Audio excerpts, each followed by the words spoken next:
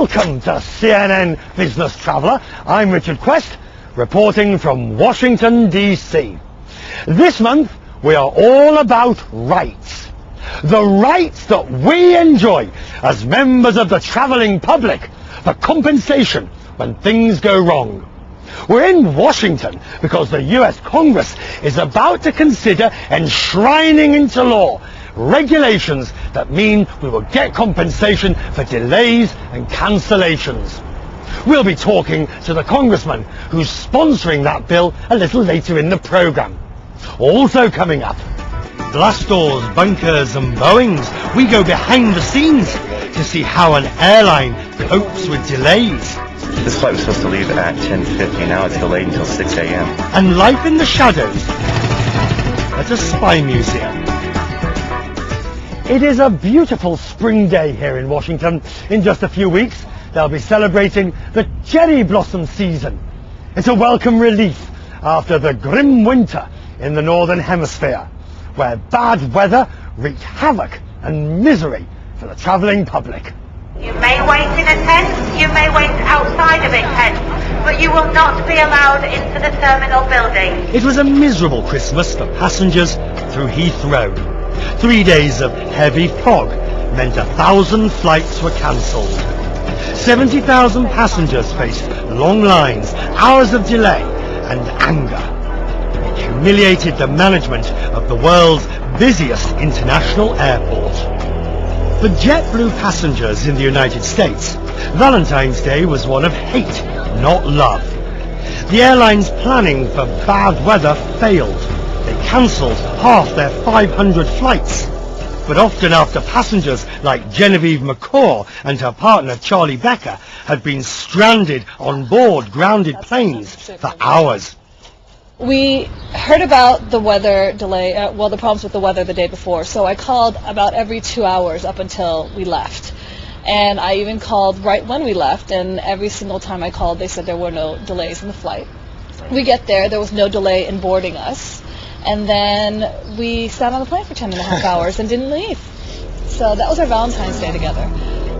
Facing a public relations disaster, JetBlue broke ranks with the rest of the industry and published a Bill of Rights, a commitment to treat passengers better.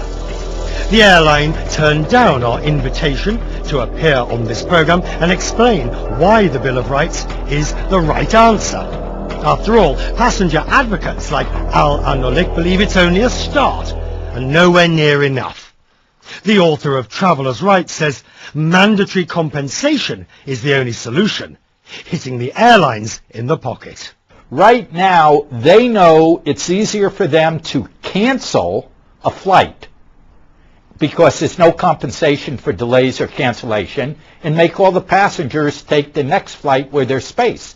They can get away with that now, and we're saying that if you at least give us minimal compensations, then they'll think twice about it.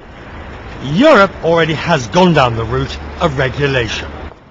There are rules that give passengers the right to compensation for delays and cancellations.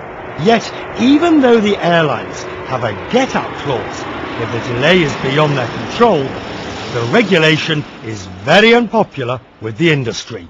And we had a problem that was generating a small number of complaints to the European Commission each year, 600, 800 by their own record keeping. And then we ended up with $600 million worth of cost added to the industry because of this very prescriptive legislation that was brought in. The European Commission, on the other hand, is unapologetic. The role of the legislator is to protect its citizen by offering minimum rights and standards for the modes of transport. If the operators would behave in a correct way as loyal partners, the legislator probably would not have to legislate on so many issues. So you have real experience of what these delays I've logged over 1 million miles since I've been in Congress. Back in the United States, the traveller's misery over the past 6 months has finally been heard in Washington.